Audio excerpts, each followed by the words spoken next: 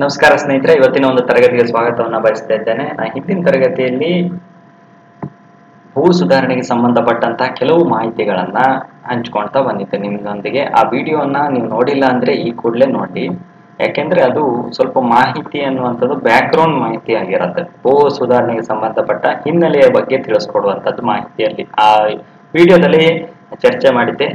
ಆ video link ಅನ್ನ ನಾನು ಬೇಕಾದ್ರೆ ನಿಮ್ಗೆ ಡಿಸ್ಕ್ರಿಪ್ಷನ್ ಬಾಕ್ಸ್ ಅಲ್ಲಿ ಹಾಕಿರ್ತೀನಿ. ಲಿಂಕ್ ಅನ್ನ ಅಲ್ಲಿ ಹೋಗಿ ಒಂದ್ಸರಿ ನೋಡಿದ್ರೆ ನಿಮ್ಗೆ ಹಿನ್ನೆಲೆ ಅನ್ನುವಂಥದ್ದು ಗೊತ್ತಾಗುತ್ತೆ. ಅಲ್ಲಿ ನಾನು ಸಾಕಷ್ಟು ವಿಷಯಗಳ ಬಗ್ಗೆ ಚರ್ಚೆಯನ್ನು ಮಾಡಿದ್ದೆ. ಸ್ವತಂತ್ರ ಪೂರ್ವಕ್ಕೆ ಸಂಬಂಧಪಟ್ಟಂತಹ ಮಾಹಿತಿ ಆಗಿರ್ಬೋದು, ತಿದ್ದುಪಡಿ ಅತಿ ಹೆಚ್ಚು ಸಂವಿಧಾನಕ್ಕೆ ತಿದ್ದುಪಡಿ ಆಗಿರುವಂಥದ್ದು ನಮ್ಮ ಭೂ ಸುಧಾರಣೆಯಲ್ಲಿ. ಹಾಗೆ 1961 ಆಕ್ಟ್ ಏನ್ ತಿಳಿಸುತ್ತೆ, ಯಾವುದು 1950 ಒಂದು ಭೂ ಸುಧಾರಣಾ ಆಯೋಗಕ್ಕೆ ಸಂಬಂಧಪಟ್ಟಂತಹ ಮಾರ್ಗಸೂಚಿ ಏನಿದೆ ಅದೆಲ್ಲವನ್ನ ಹಿಂದಿನ ತರಗತಿಯಲ್ಲಿ ತಿಳಿಸಿದ್ದೆ. ಕಾಗೋಡು ಸತ್ಯಾಗ್ರಹದ ಬಗ್ಗೆ, ಹುಳುವನೆ ಹೊಲದೊಡೆಯ ಆ ಒಂದು ಕಾನ್ಸೆಪ್ಟ್ ಬಗ್ಗೆ 1974 ಒಂದು ಕಾಯ್ದೆ ಅನ್ವಯ ಬಂದಂಥದ್ದು, ಇದೆಲ್ಲ ಹಿಂದಿನ ವಿಡಿಯೋಲಿ ಚರ್ಚೆಯನ್ನ ಮಾಡಿದೆ. ನಾನು ಮುಂದಿನ ವಿಡಿಯೋದಲ್ಲಿ ಏನ್ ಹೇಳಿದೆ ನಿಮಗೆ ಅಂದ್ರೆ 1964ರಲ್ಲಿ ಬರುವಂತಹ ಆಕ್ಟ್ ಗಳೇನಿದೆ ಆ ಆಕ್ಟ್ ಗಳ ಬಗ್ಗೆ ಒಂದು ಮಾಹಿತಿಯನ್ನ ತಿಳಿಸ್ತೀನಿ ಅನ್ನುವಂಥದ್ರ ಬಗ್ಗೆ ನಿಮ್ಗೆ ತಿಳಿಸಿದ್ದೆ. ಅದೇ ಪೂರಕವಾಗಿ ಈ ಒಂದು ತರಗತಿಯನ್ನ ಮಾಡ್ತಾ ಇರುವಂಥದ್ದು. ಯಾಕೆ ಈ ರೆವಿನ್ಯೂ ಆಕ್ಟ್ ಗಳನ್ನ ನಾವು ನೋಡಬೇಕು, ಮೊದಲು ತಿಳ್ಕೊಬೇಕಾಗುತ್ತೆ. ನಾವು ಇರುವಂತಹ GK ಸಿಲೆಬಸ್ ಗಳನ್ನ ನೋಡ್ಕೊಂಡ್ರೆ ಸಾಕಲ್ವಾ? ರೆವಿನ್ಯೂ ಆಕ್ಟ್ ಅನ್ನೇ ಯಾಕೆ ಓದಬೇಕು? ನೀವು ಹಿಂದೆ ಒಂದು ಎಕ್ಸಾಮ್ ಅನ್ನ ಬರ್ದಿದ್ದೀರಿ ಅಂತ ಭಾವಿಸ್ಕೊಳ್ತೇನೆ. ಯಾವುದರ ಬಗ್ಗೆ ಅಂದ್ರೆ ಕೋಆಪರೇಟಿವ್ ಸೊಸೈಟಿ ಬಗ್ಗೆ. ಅಲ್ಲಿ KPSC ಅವರು ನಡೆಸಿದ್ದಾರೆ ಅನ್ಕೊಂತೀನಿ ಅದನ್ನ. ಅಲ್ಲಿ ಮೇಜರ್ ಆಗಿ ಕೋಆಪರೇಟಿವ್ ಸೊಸೈಟಿಯ ಬಗ್ಗೆನೇ ಕ್ವಶನ್ಗಳು ಬಂತು. ಈ KEದವ್ರದ್ದು ಏನು ಒಂದು ಸ್ವಭಾವ ಅಂದ್ರೆ, ಡಿಪಾರ್ಟ್ಮೆಂಟ್ ಯಾವ್ದಕ್ಕೆ ಸಂಬಂಧಪಟ್ಟಿರುತ್ತೋ ಆ ಡಿಪಾರ್ಟ್ಮೆಂಟ್ ಮೇಲೇನೆ ಎಕ್ಸಾಮ್ಗಳನ್ನ ಕೇಳುವಂಥದ್ದು. ಅಂದ್ರೆ ಅಲ್ಲಿ ಬಂದಿರುವಂತಹ ಆಕ್ಟ್ ಗಳ ಮೇಲೆ ಬಂದಂತಹ ಒಂದು ಕ್ವಶನ್ ಗಳನ್ನ ರೈಸ್ ಮಾಡುವಂಥದ್ದು. ನೀವು PDO ಎಕ್ಸಾಮ್ ಅನ್ನೇ ಉದಾಹರಣೆಯಾಗಿ ತೆಗೆದುಕೊಳ್ಳಿ. PDO ಎಕ್ಸಾಮ್ ಈ ಹಿಂದೆ ಈಗ ಚೇಂಜ್ ಮಾಡಿರೋದಲ್ಲ, ಈ ಹಿಂದೆ ಚೇಂಜ್ ಮಾಡಿರುವಂತದ್ದನ್ನ ನೋಡಿ. 2017ರಲ್ಲಿ KEದವ್ರು ನಡೆಸಿದ್ರು ಅದನ್ನ. ಅಲ್ಲಿ ಏನ್ ಮಾಡಿದ್ರು ಅಂದ್ರೆ 1993 ಆಕ್ಟ್ ಮೇಲೆ ಬರುವಂತಹ ಸ್ಪೆಸಿಫಿಕ್ ಪೇಪರ್ ಅನ್ನ ಇಟ್ಕೊಂಡು ಅದ್ರ ಮೇಲೆ ಕ್ವಶನ್ ರೈಸ್ ಮಾಡಿದ್ರು. ಆ ಬೇಸಿಸ್ ಮೇಲೆ ನೀವು ಲ್ಯಾಂಡ್ ರಿಫಾರ್ಮ್ಸ್ ಅನ್ನ ಹೆಚ್ಚಿನದಾಗಿ ಕಾನ್ಸಂಟ್ರೇಷನ್ ಒತ್ತಿ ಓದ್ಲೇಬೇಕಾಗತ್ತೆ. ಹಾಗಾಗಿ ಆಕ್ಟ್ ಗಳು ಅನ್ನುವಂಥದ್ದು ಸಾಕಷ್ಟಿದೆ, ಎಲ್ಲವನ್ನ ಚರ್ಚೆ ಮಾಡೋಣ. ನಾನು ಕಲಿತೀನಿ, ಜೊತೆಗೆ ನೀವು ಕಲೀರಿ. ನನಗೆ ಗೊತ್ತಿಲ್ಲದೆ ಇರೋ ವಿಚಾರನ ನಿಮ್ಗೆ ಗೊತ್ತಿದ್ರೆ ಖಂಡಿತವಾಗಿ ತಿಳಿಸಿ, ಎಲ್ರೂ ಕಲಿಯೋಣ ಅಂತ ಹೇಳ್ತಾ ನೋಡಿ. 1964 ಆಕ್ಟ್ ಅಲ್ಲಿ ಏನ್ ತಿಳಿಸಿದೆ ಅನ್ನುವಂಥದ್ದು. ಇಲ್ಲಿ ಸಾಕಷ್ಟು ಪ್ರಕರಣಗಳು ಅಥವಾ ಕಲಂಗಳು ಅಥವಾ ಆರ್ಟಿಕಲ್ಸ್ ಏನ್ ಬೇಕಾದ್ರೂ ಕರ್ಕೊಳ್ಳಿ. ಇಲ್ಲಿ ಮೇಜರ್ ಆದಂತಹ ಒಂದು ಆರ್ಟಿಕಲ್ಸ್ ಗಳನ್ನ, ಕಲಂಗಳನ್ನ ಚರ್ಚೆ ಮಾಡ್ತಾರೆ. ಯಾರಿಗೆ ಸಂಬಂಧಪಟ್ಟಿರುವಂತಹ ಅಧಿಕಾರಿಗಳ ವರ್ಗಕ್ಕೆ ಸಂಬಂಧಪಟ್ಟ ಕಲಂ ನಂಬರ್ 7ರಲ್ಲಿ ನಾವು ಪ್ರಾದೇಶಿಕ ಆಯುಕ್ತರು ಅಂತ ಕರಿತೇವೆ. ಇಂಗ್ಲಿಷ್ ನಲ್ಲಿ ರೀಜನಲ್ ಕಮಿಷನರ್ ಗಳನ್ನಂತ ಕರಿತೇವೆ. ಕಲಂ ನಂಬರ್ 7 ನೆನ್ಪಿಟ್ಕೋಬೇಕಾಗತ್ತೆ. ಕಲಂ ನಂಬರ್ 7 ಅಂದ್ರೆ 1964 ಆಕ್ಟ್ ಅಲ್ಲಿ ಬಂದಂತಹ ಪ್ರಕರಣ ಮೇಜರ್. ಇದನ್ನೇ ತಿಳ್ಕೊಳ್ಳಿ, ಕಲಂ ಅನ್ನುವಂಥದ್ದು ಪ್ರಕರಣ ಅನ್ನುವಂಥದ್ದು. 7 ಪ್ರಾದೇಶಿಕ ಆಯುಕ್ತರಿಗೆ ಸಂಬಂಧಪಟ್ಟ. ಇನ್ನು ಕಲಂ ನಂಬರ್ 8 ಏನ್ ಹೇಳುತ್ತೆ, ಜಿಲ್ಲಾಧಿಕಾರಿಗಳ ಬಗ್ಗೆ ತಿಳಿಸುತ್ತೆ, ಡೆಪ್ಯೂಟಿ ಕಮಿಷನರ್ ಬಗ್ಗೆ ತಿಳಿಸುವಂತ, DC ಬಗ್ಗೆ ತಿಳಿಸುವಂತ. ಇನ್ನು ಕಲಂ ನಂಬರ್ 9 ವಿಶೇಷ ಉಪ ಆಯುಕ್ತರು, ಸ್ಪೆಷಲ್ ಡೆಪ್ಯೂಟಿ ಕಮಿಷನರ್ಗಳು ಅಂತ ಕರಿತೇವೆ. ಸ್ಪೆಷಲ್ ಡೆಪ್ಯೂಟಿ ಕಮಿಷನರ್ ಅಂತ ಕರಿತೇವೆ. ಕಲಂ ನಂಬರ್ 7 ಪ್ರಾದೇಶಿಕ ಆಯುಕ್ತರಾದ್ರೆ ಕಲಂ ನಂಬರ್ 9 ವಿಶೇಷ ಉಪ ಆಯುಕ್ತರು. ಹಾಗೆ ಕಲಂ ನಂಬರ್ 10 ಸಹಾಯಕ ಆಯುಕ್ತರು, ಅಸಿಸ್ಟೆಂಟ್ ಕಮಿಷನರ್, AC.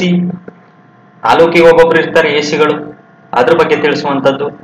ಹಾಗೆ ಕಲಂ ನಂಬರ್ 11 ತಹಶೀಲ್ದಾರ್ ಅಂತಾನೆ ಇಂಗ್ಲಿಷ್ ಅಲ್ಲಿ ಕರೀತಾರೆ. ವಿಶೇಷ ತಹಶೀಲ್ದಾರ್, ಸ್ಪೆಷಲ್ ತಹಶೀಲ್ದಾರ್ ಕಲಂ ನಂಬರ್ 12ರಲ್ಲಿ ನೋಡ್ತಾರೆ. ಹಾಗೆ ಕಲಂ ನಂಬರ್ 15ರಲ್ಲಿ ಕಂದಾಯ ನಿರೀಕ್ಷಕರು, ರೆವಿನ್ಯೂ ಇನ್ಸ್ಪೆಕ್ಟರ್ಸ್, ಅವ್ರ ಬಗ್ಗೆ ತಿಳಿಸುವಂಥದ್ದು. ಕಲಂ ನಂಬರ್ 17ರಲ್ಲಿ ನಿಮ್ಗೆಲ್ಲ ಗೊತ್ತಾ ಇದೆ, ವಿಲೇಜ್ ಅಕೌಂಟೆಂಟ್ ಅಥವಾ ವಿಲೇಜ್ ಅಡ್ಮಿನಿಸ್ಟ್ರೇಟಿವ್ ಆಫೀಸರ್ಸ್ ಅಂತ ಕರೆಯುವಂಥದ್ದು. ಮೋಸ್ಟ್ ಇಂಪಾರ್ಟೆಂಟ್ ನೆನ್ಪಿಟ್ಕೊಳ್ಳಿ, ಕಲಂ ನಂಬರ್ 17 ಬಾಯ್ಪಾಠ ಹಾಕೊಂಡ್ರು ತೊಂದರೆ ಇಲ್ಲ.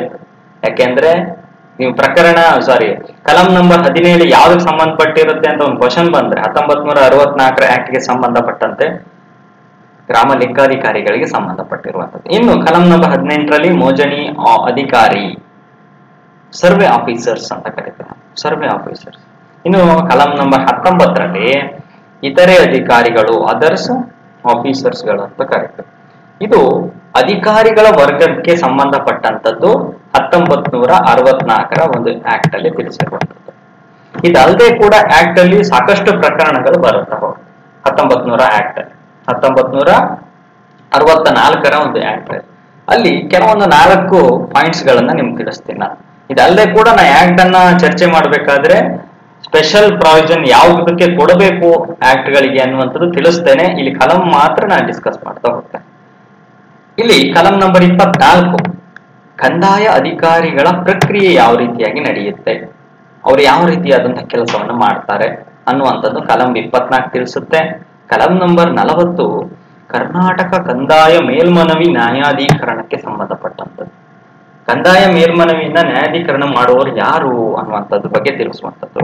ಇನ್ನು ಕಲಂ ನಂಬರ್ 49 ಮೇಲ್ಮನವಿ ಮತ್ತು ಪರಿಷ್ಕರಣೆ ಬಂದಂತಹ ಒಂದು ಇಶ್ಯೂಸ್ ಗಳನ್ನ, ಮೇಲ್ಮನವಿಯನ್ನ ಯಾರಿಗೆ ಸಲ್ಲಿಸಬೇಕು ಮತ್ತು ಪರಿಷ್ಕರಣೆಯನ್ನ ಯಾರು ಮಾಡಬೇಕು, ಇನ್ಸ್ಪೆಕ್ಟ್ ಅನ್ನ ಯಾರು ಮಾಡಬೇಕು ಅನ್ನುವಂಥದ್ದು ತಿಳಿಸುತ್ತೆ.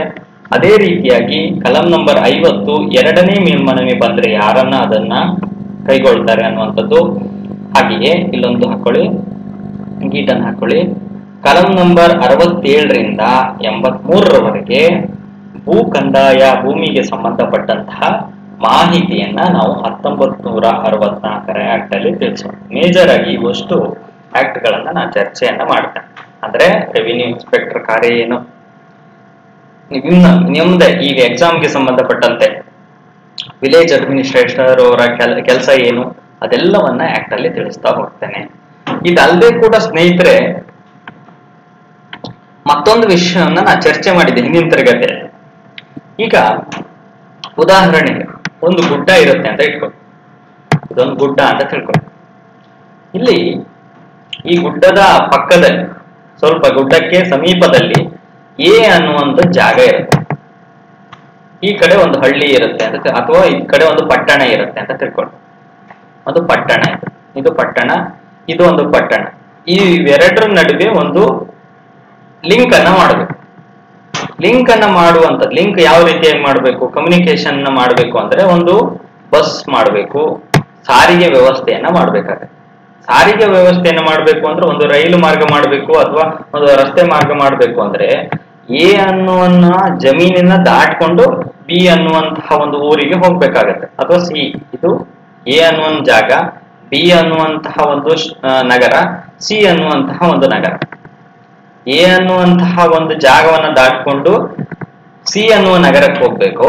ಇಲ್ಲಿ ಈ ಮೂಲಕವಾಗಿ ಹೋಗ್ಬೋದು, ಈ ಗುಡ್ಡವನ್ನ ದಾಟಿ ಹೋಗ್ಬೋದು. ಗುಡ್ಡವನ್ನ ದಾಟಿ ಹೋಗುವಂತಹ ಶ್ರಮ ಜಾಸ್ತಿ ಇರುತ್ತೆ, ಯಾಕೆಂದ್ರೆ ಗುಡ್ಡ ಕಡಿಬೇಕಾಗುತ್ತೆ, ಗುಡ್ಡವನ್ನ ನೆಲಸಮ ಮಾಡಿ ರಸ್ತೆಯ ಅಥವಾ ರೈಲಿಗೆ ಸಂಬಂಧಪಟ್ಟಂತಹ ಒಂದು ಕಾಮಗಾರಿಯನ್ನ ಮಾಡ್ಬೇಕು. ಆದ್ರೆ ಎ ಅನ್ನುವಂತಹ ಜಮೀನಿನ ಮಧ್ಯದಲ್ಲಿ ದಾಟಿ ಹೋದ್ರೆ ಸಿ ಅನ್ನುವಂತಹ ನಗರ ಸಿಗುತ್ತೆ. ಆದ್ರೆ ಇವನ ಜಾಗಕ್ಕೆ ಸಂಬಂಧಪಟ್ಟಂತೆ ಸರ್ಕಾರ ಒಂದು ಆದೇಶ ಕೊಡುತ್ತೆ, ಇಲ್ಲಿ ಒಂದು ರಾಷ್ಟ್ರೀಯ ಹೆದ್ದಾರಿ ಆಗತ್ತೆ, ಈ ಹೆದ್ದಾರಿಗೆ ಸಂಬಂಧಪಟ್ಟಂತೆ ನೀ ಜಾಗವನ್ನ ಬಿಟ್ಕೊಡ್ಬೇಕಾಗತ್ತೆ. ಸಿ ಅನ್ನುವ ನಗರಕ್ಕೆ ಕಮ್ಯುನಿಕೇಶನ್ ಗ್ಯಾಪ್ ಆಗುವುದರಿಂದ ಈ ಜಾಗವನ್ನ ಬಿಟ್ಕೊಡ್ಬೇಕು. ಇದಕ್ಕೆ ನ್ಯಾಯಯುತವಾದಂತಹ ಪರಿಹಾರವನ್ನ ದೊರಕಿಸಿಕೊಡ್ಬೇಕಾಗತ್ತೆ ಸರ್ಕಾರ. ಅದರ ಬಗ್ಗೆ ಆಕ್ಟ್ ಅನ್ನ ತಿಳಿಸುವಂತದ್ದು ನೋಡಿ 2013ರಲ್ಲಿ ಬಂದಂತಹ ಭೂ ಸ್ವಾಧೀನ ಪುನರ್ವಸತಿ ನ್ಯಾಯಯುತ ಪರಿಹಾರ ಪಾರದರ್ಶತೆ ಹಕ್ಕು. ಆ ಆಕ್ಟ್ ಏನು 2015ರಲ್ಲಿ ಇದಕ್ಕೆ ತಿದ್ದುಪಡಿ ಆಯ್ತು. ಮತ್ತೆ ಈ ಆಕ್ಟ್ ಬಂತಲ್ಲ, 13ರಲ್ಲಿ ಬಂದ ಆಕ್ಟ್ ಬಹಳ ಕಠಿಣವಾಗಿತ್ತು, ಸರ್ಕಾರಕ್ಕೆ ಬಹಳ ಕಠಿಣವಾಯಿತು. ಯಾಕೆಂದ್ರೆ ಆ ಆಕ್ಟ್ ಅಲ್ಲಿ ಸಾಕಷ್ಟು ವಿವಿಧ ರೀತಿಯಾದಂತಹ ಒಂದು ಮಾನದಂಡಗಳಿತ್ತು, ಅದನ್ನ ಚರ್ಚೆ ಮಾಡಿ ಅಲ್ಲಿ ಆಕ್ಟ್ ಅಲ್ಲಿ ತಿಳಿಸಿರುವಂತಹ ಪ್ರಕರಣಗಳು ಏನೇನು, ಅದರ ಕಲಂಗಳು ಏನು ಅನ್ನುವಂಥದ್ದು ನಾನು ಇಲ್ಲಿ ಚರ್ಚೆಯನ್ನ ಮಾಡಿ ಸ್ವಲ್ಪ ತಿಳಿಸ್ತೇನೆ. ಭೂ ಸ್ವಾಧೀನ ಪುನರ್ವಸತಿ ಪುನರ್ ಸ್ಥಾಪನೆಯಾಗಿ ಪರಿಹಾರ ಮತ್ತು ಪಾರದರ್ಶಕತೆ ಇರುವಂತಹ ಹಕ್ಕಿನ ನಿಯಮ 2013ರ ಆಕ್ಟ್ ಅನ್ನುವಂಥದ್ದು. ಇದನ್ನ ಲಾಸ್ಟ್ ಡಿಸ್ಕಸ್ ಮಾಡೋದು ನಾವು. 2013ರ ಆಕ್ಟ್ ಅಲ್ಲ, ಇದನ್ನ ಲಾಸ್ಟಿಗೆ 1964 ಒಂದು ಆಕ್ಟ್ ಎಲ್ಲ ಮುಗಿದಾದ್ರ ಮೇಲೆ ಇದನ್ನ ಡಿಸ್ಕಸ್ ಮಾಡಿ. ಇಲ್ಲಿ 10ನೇ ಒಂದು ಕಲಂ ತಿಳಿಸುವಂತದ್ದು ಏನು, ಆಹಾರ ಭದ್ರತೆಯ ಸುರಕ್ಷತೆಯಾಗಿ ಇರುವಂತಹ ಉಪಬಂಧಗಳ ಬಗ್ಗೆ ತಿಳಿಸುತ್ತೆ. ಹಾಗೆ ಕಲಂ ನಂಬರ್ 11 ಏನ್ ಹೇಳುತ್ತೆ ಅಂದ್ರೆ ಪ್ರಾರಂಭಿಕ ಒಂದು ಅಧಿಸೂಚನೆಯನ್ನ ತಿಳಿಸುವಂತದ್ ಬಗ್ಗೆ ತಿಳಿಸುತ್ತೆ. ಕಲಂ ನಂಬರ್ 12 ಭೂಮಿಯ ಪ್ರಾಥಮಿಕ ಸಮೀಕ್ಷೆಯನ್ನ ಕೈಗೊಳ್ಳುವಂತಹ ಅಧಿಕಾರದ ಬಗ್ಗೆ ತಿಳಿಸುವಂತದ್ದು. ಇನ್ನು ಕಾಲಂ ನಂಬರ್ 31 ಪುನರ್ವಸತಿ ಪುನರ್ ಸ್ಥಾಪನೆಗೆ ಒಂದು ತೀರ್ಪನ್ನ ನೀಡುವಂತದ್ದನ್ನ ನಾವು ನೋಡುವಂತದ್ದು. 48ನೇ ಕಲಂನಲ್ಲಿ ರಾಷ್ಟ್ರೀಯ ಮೇಲ್ವಿಚಾರಣಾ ಸಮಿತಿಯನ್ನ ನೇಮಕ ಮಾಡ್ತಾರೆ, ಅದ್ರ ಬಗ್ಗೆ ತಿಳಿಸುವಂತದ್ದು. ಕಲಂ ನಂಬರ್ 51 ಭೂಸ್ವಾಧೀನ ಪುನರ್ವಸತಿ ಪುನರ್ ಸ್ಥಾಪನೆಗಾಗಿ ಪ್ರಾಧಿಕಾರವನ್ನ ರಚನೆ ಮಾಡಲಾಗತ್ತೆ ಅನ್ನುವಂತರ ಬಗ್ಗೆ ತಿಳಿಸುವ. ಇದು 2013ರ ಆಕ್ಟ್ ಅಲ್ಲಿ ತಿಳಿಸುವುದು.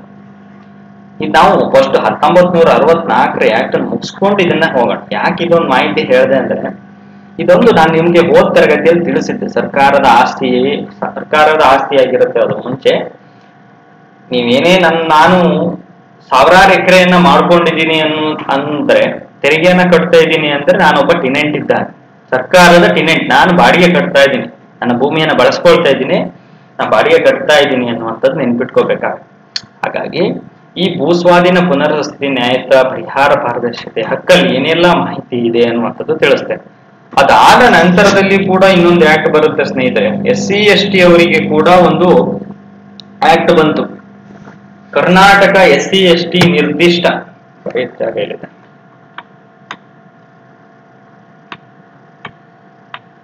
ಹಾಗೆ ಕರ್ನಾಟಕ SC/ST ಅಧಿನಿಯಮದಲ್ಲಿ ಬಂದಂತಹ ಕೆಲವೊಂದು ನಿಯಮಗಳು, ಭೂ ಕಂದಾಯಕ್ಕೆ ಸಂಬಂಧಪಟ್ಟಂತಹ ಅಧಿನಿಯಮದ ನಿಯಮಗಳ ಬಗ್ಗೆನೂ ಕೂಡ ಚರ್ಚೆಯನ್ನ ಮಾಡುವಂಥದ್ದು. ಅದು ಆಕ್ಟ್ 2000ರಲ್ಲಿ ಬಂದಂತಹ ಇಸ್ವಿ. ಇದು ಆಕ್ಟ್ ಅನ್ನ ನಾನು ತಿಳಿಸ್ತೇನೆ ನಿಮ್ಗೆ ಯಾವುದು ಅಂತ. ಇನ್ನು ನಂತರದಲ್ಲಿ ಇಲ್ಲೊಂದಷ್ಟು ಪಾಯಿಂಟ್ಸ್ ಗಳನ್ನ ಬಿಟ್ಟೆ ನಾನು. ಕಲಂ ನಂಬರ್ 51ನ ನಂತರದಲ್ಲಿ ರಚನೆಗೆ ಸಂಬಂಧಪಟ್ಟಂತದ್ದು, ಕಲಂ ನಂಬರ್ 52ರಲ್ಲಿ ರಚನೆಗೆ ಸಂಬಂಧಪಟ್ಟಂತದ್ದು. ಕಲಂ ನಂಬರ್ 53 ಪೀಠಾಧಿಕಾರಿಗಳ ಅರ್ಹತೆ ಬಗ್ಗೆ, ಪೀಠಾಧಿಕಾರಿಗಳ ಅಧಿಕಾರ ಅವಧಿಯ ಬಗ್ಗೆ ತಿಳಿಸುವಂತದ್ದು 54ನೇ ಕಲಮು. 58ರ ಕಲಂನಲ್ಲಿ ರಾಜೀನಾಮೆ, ಪೀಠಾಧಿಕಾರಿಗಳ ಒಂದು ರಾಜೀನಾಮೆಗೆ. 60ರಲ್ಲಿ ಪ್ರಾಧಿಕಾರದ ಅಧಿಕಾರಿಗಳು. ಕಲಂ ನಂಬರ್ 75 ಮತ್ತು 76 ಪರಿಹಾರದ ಹಂಚಿಕೆ ಬಗ್ಗೆ ತಿಳಿಸುವಂಥದ್ದು, ಸಂದಾಯದ ಬಗ್ಗೆ ತಿಳಿಸುವಂಥದ್ದು 77ನೇ ಕಲಂ. ಇದೆಲ್ಲ 2013ರಲ್ಲಿ ಬಂದಂತಹ ಆಕ್ಟ್ಗೆ ಸಂಬಂಧಪಟ್ಟಂಥದ್ದು. ಅದನ್ನು ಕೂಡ ಚರ್ಚೆಯನ್ನ ಮಾಡ್ತೇನೆ. ಇದು ಪಿಕ್ಚರ್ ಬರೋಕ್ಕಿಂತ ಮುಂಚೆ ಟ್ರೈಲರ್ ಇದು, 1964ರ ಆಕ್ಟರ ಒಂದು ಟ್ರೈಲರ್ ಇದು. ಮುಂದಿನ ತರಗತಿಯಲ್ಲಿ ನಾನು ಪ್ರತಿಯೊಂದು ಆಕ್ಟ್ಗೆ ಸಂಬಂಧಪಟ್ಟಂತಹ ಮಾಹಿತಿಯನ್ನ ತಿಳಿಸ್ತಾ ಹೋಗ್ತೇನೆ. ಆ ಆಕ್ಟ್ ಅಲ್ಲಿ ತಿಳಿಸುವಂತಹ ಮೇಜರ್ ಪ್ರಕರಣಗಳ ಬಗ್ಗೆ ತಿಳಿಸ್ತೀನಿ. ಈ ಮಾಹಿತಿ ಇಷ್ಟ ಆಗಿದ್ರೆ ಲೈಕ್ ಮಾಡಿ ಸ್ನೇಹಿತರೆ. ಥ್ಯಾಂಕ್ ಯು, ನಮಸ್ಕಾರ.